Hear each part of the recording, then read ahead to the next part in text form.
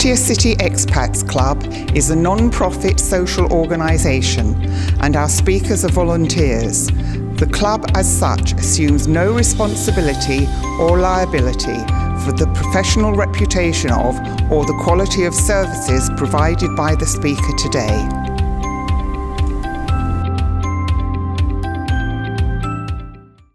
G'day and Swaddy Cup. Well, today we had Barry Jones giving a wonderful talk on a story that's close to your heart and your stomach and your gut, which is the world's most devastating disease. Metabolic syndrome. And how is metabolic syndrome described and diagnosed? Well, there's certain diseases like heart disease, liver disease, kidney disease, dementia, for instance. If you have two or more of these diseases, then you're said to have metabolic syndrome. And it basically surrounds the issue of insulin. That's correct. If you look at these, and this is what the medical professions have been doing, they've been looking at each one of these diseases as a disease standalone, not grouped together. But if you look at these and test the people's bloods, you will find that there's high insulin levels present in all these particular diseases. So now many doctors are seeing this as one disease, metabolic syndrome. And because for decades it seemed that medical profession was saying you need a high carb, low fat diet, and the effects of that has been disastrous. Absolutely. The thing, if you have a high carb diet, right, you will make lots of insulin because carbs are essentially sugars, saccharides. So if you go overboard on any carbohydrate or eat the wrong type of carbohydrates, you're going to secrete a lot of insulin, and insulin itself in excess is harmful to you. And of course it tells your body to store fat. Absolutely. There's two main things that insulin will do. There's more than two, but the two main are to get nutrients and energy into your cell or to store sugar as fat in the fat cells. No insulin, no nutrients can enter the cell. No insulin, no fat can enter the cell. Yes, and he explains this in extremely good detail with a brilliant PowerPoint to make it really clear how this works in your body.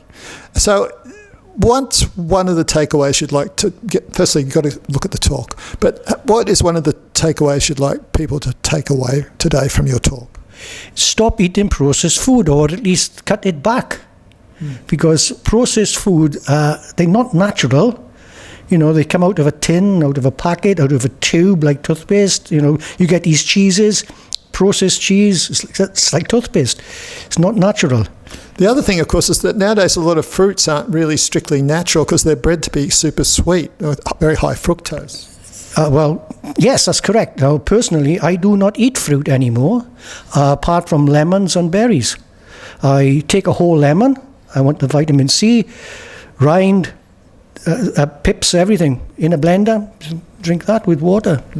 So you really need to watch your fruit consumption as well, because the fructose is not... Tell us what happens if you have fructose. Fructose is cannot be metabolized by the body. The liver is the only organ that can metabolize fructose, and what it does with fructose is convert it to fat and store it in the fat cells. So fruit is not as healthy as you believe it to be. But of course, I think you meant blueberries are supposed to be quite good for you.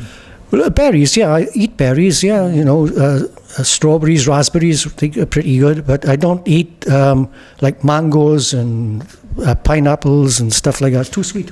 There's another big issue with the issue of modern day wheat. Absolutely.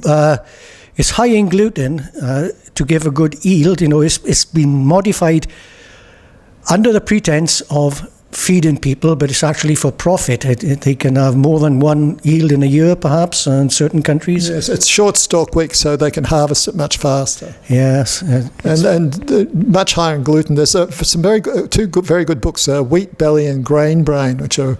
Well, if I may elaborate on that, in your intestine, between the intestine and your blood system, there's what they call tight junctions. Right, which allows certain molecules to pass through. Wheat tends to weaken these junctions so they relax a bit, and then you get unpleasant what are meant to be feces passing into your bloodstream. So one of the other things that I didn't realise that you talked about is how insulin can actually scar your arteries. Yes, high insulin levels will cause micro lesions in your endothelium, which is the lining of the arteries, and that's where the LDL will lodge. It's not LDL's fault. Your body needs LDL. It's the arteries have been damaged previously, and that's why the LDL is lodging there. So what's the answer to this? Right? It's don't eat anything that's going to damage the lining of your arteries. And he also recommended a very good book that I'm going to get hold of out of interest. Not that I suffer from, I'm not pre-diabetic or anything, but what the book is? It's the Diabetes Code by Dr. Jason Fung. Dr. Jason Fung is Canadian-Asian, and he's a nephrologist, and he treats people and cures people of diabetes. So there you go. Diabetes, you just have to be endured with metformin and other things. It can be cured. Look at the possibility of curing your diabetes. So, and of course, metabolic syndrome is the precursor to diabetes. Yes, absolutely, yeah. And the big precursor to one of the tragic eye problems of the world. Absolutely. There's a Canadian doctor, Dr. Chris Kenobi, and he's regarded as one of the world's experts on age-related macular degeneration. Sorry, I forgot what it was. Yeah. And 100 years ago, there was 50 cases recorded worldwide.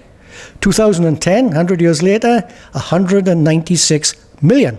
And it's such a sad thing, you lose your eyesight. It's really, really terrible. So have a look at the talk, take steps, change your diet, and learn about what happens in your body when you take certain foods. So thanks again for a truly wonderful talk, and we'll see you back at the Pattaya City Expat Club with a better diet and getting healthier all the time, I hope. So bye for now.